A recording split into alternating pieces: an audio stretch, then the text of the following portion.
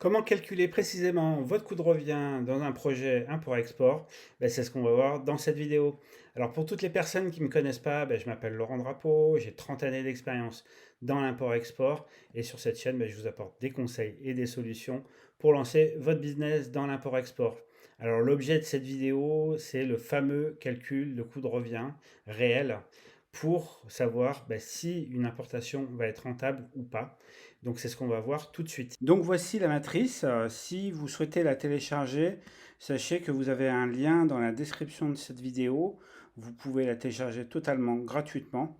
En attendant, on va passer aux détails et de comment est composée cette matrice pour pouvoir vous permettre de calculer vos coûts de revient au plus juste. Alors, il y a plusieurs parties. Donc, comme vous le voyez, vous avez une première colonne où j'indique en fait le poste. Et la deuxième colonne concerne en fait la valeur, donc le chiffre qu'il faudra rentrer. La troisième colonne, c'est les devises ou les unités pour que vous sachiez exactement à quoi ça correspond. Et ensuite, dans la dernière colonne, vous avez des informations qui vous indiquent en fait à quelle étape ça se rapporte dans le protocole Import Fast Track. Donc si demain vous souhaitez accéder au programme, sachez que vous saurez exactement où aller chercher pour récupérer l'information. L'idée, si vous voulez, c'est que vous remplissiez l'ensemble des éléments. Bon, quantité totale commandée, c'est pas très compliqué, je pense que vous pouvez y arriver facilement. Pour trouver le taux de change euro-dollar, faites une conversion directement sur Google, hein. Vous dites, voilà, j'achète 1,50 $, combien ça fait en euros? Alors c'est le taux du jour généralement. Le nombre de cartons, donc vous le retrouvez sur la liste de colisage. Le volume de l'expédition, donc en mètres cubes, attention, c'est très important, et c'est les mètres cubes réels. Et le poids total, c'est le poids brut, donc le poids réel de l'expédition.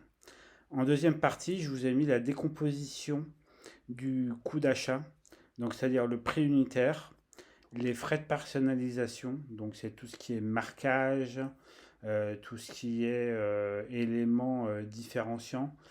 Par exemple, apposer votre marque sur le produit. Ça peut être aussi une couleur spécifique pour vous sur une partie du produit. Enfin bon, il y a beaucoup d'éléments qu'on peut personnaliser en fonction des produits. Donc ça, c'est un élément aussi à prendre en compte. Donc à chaque fois, mettez les frais de personnalisation. Ça nous amène en fait à un sous-total en US dollars, donc en prix FOB. Attention, je raisonne tout au long de la matrice. Je raisonne uniquement en prix FOB, hein. Après, si vous souhaitez travailler sur un autre type de prix, c'est à vous d'adapter la matrice. Donc on arrive à un sous-total. Et ensuite, il y a toute la partie transport et frais logistiques. Donc le fret principal, donc c'est ce qui concerne le bateau ou le transport par avion. Ensuite, il y a tous les frais de passage portuaire et passage aéroport. Vous avez les frais de dossier, les frais de documentation, les bill of lading. Ensuite, vous avez tout ce qui est dédouanement import, la déclaration. Ensuite, vous avez le post-acheminement routier, donc pour livrer jusqu'à votre entrepôt ou l'entrepôt de votre client. Il y a un élément aussi très important qu'on oublie très souvent en import, export, c'est l'assurance ad valorem. C'est-à-dire que si par exemple vous achetez pour 10 000 € de marchandises, assurez votre marchandise à cette valeur-là.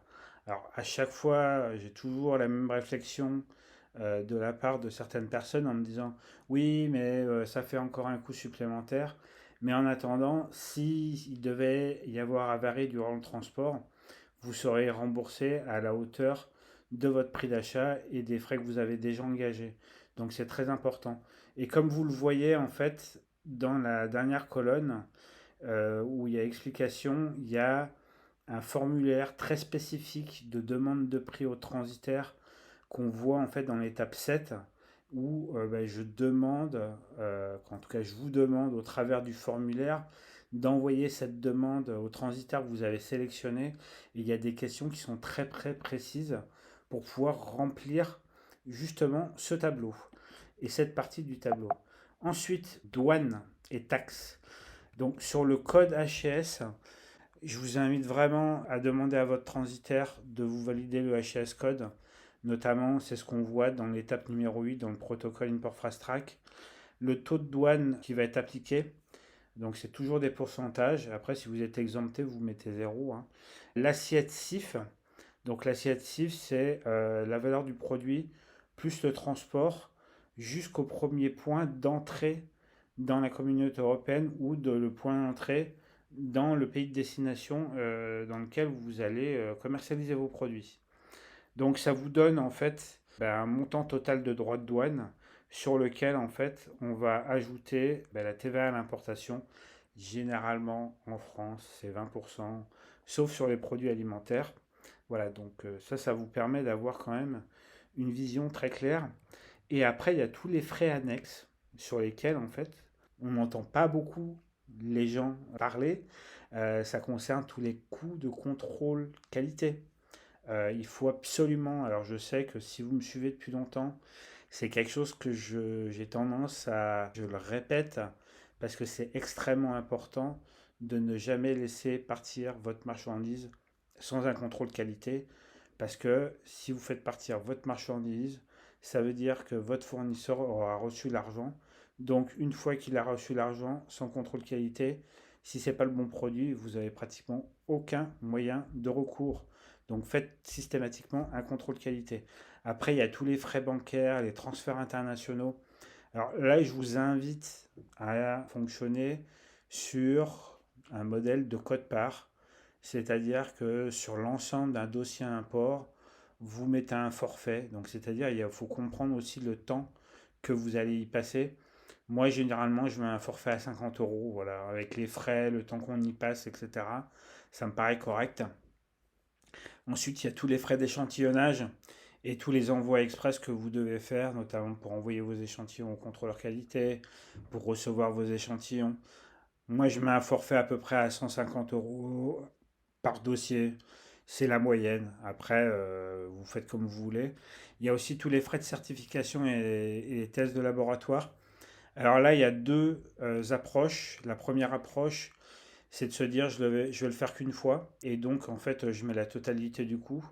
Ou c'est un produit pérenne pour vous et vous allez le recommander. Donc, il est admis par l'administration fiscale de découper les frais de certification et les tests de laboratoire, sauf si c'est des tests de laboratoire à usage unique, c'est-à-dire que sur chaque fabrication, vous êtes obligé de passer par un labo pour faire les tests.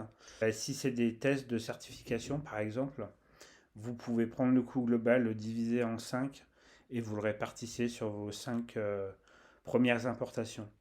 Ensuite, donc on va arriver à, bien entendu, à une synthèse du prix de revient. Donc vous avez le coût total rendu entrepôt et votre prix de revient unitaire rendu entrepôt. L'idée, c'est que la première ligne, c'est le coût total et la deuxième, c'est le coût unitaire. Et pour pouvoir vous dire est-ce que c'est bon, je suis rentable ou pas rentable, je vous ai mis trois petites lignes en dessous où vous avez effectivement le prix de vente public cible, c'est-à-dire que sur votre marché par exemple, en faisant l'étude, c'est ce qu'on voit notamment dans la première étape du protocole Import Fast Track, le prix moyen sur votre marché. Ce prix moyen sur le marché, il ne changera jamais, donc, ou très peu.